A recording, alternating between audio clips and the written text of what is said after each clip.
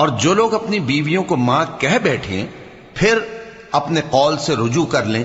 تو ان کو قربت سے پہلے ایک غلام آزاد کرنا ضرور ہے۔ مومنو، اس حکم سے تم کو نصیحت کی جاتی ہے اور جو کچھ تم کرتے ہو اللہ اس سے خبردار ہے۔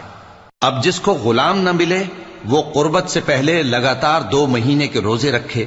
پھر جس کو اس کا بھی مقدور نہ ہو اسے 60 محتاجوں کو کھانا کھلانا چاہیے۔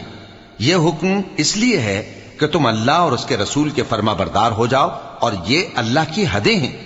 اور نہ ماننے والوں کے لیے درد دینے والا عذاب ہے۔ جو لوگ اللہ اور اس کے رسول کی مخالفت کرتے ہیں وہ اسی طرح ذلیل کیے جائیں گے جس طرح ان سے پہلے لوگ ذلیل کیے گئے تھے، اور ہم نے صاف صاف آیتیں نازل کر دی ہیں، اور جو نہیں مانتے ان کو ذلت کا عذاب ہوگا۔ جس دن اللہ ان سب کو جلا اٹھائے گا تو جو کام وہ کرتے رہے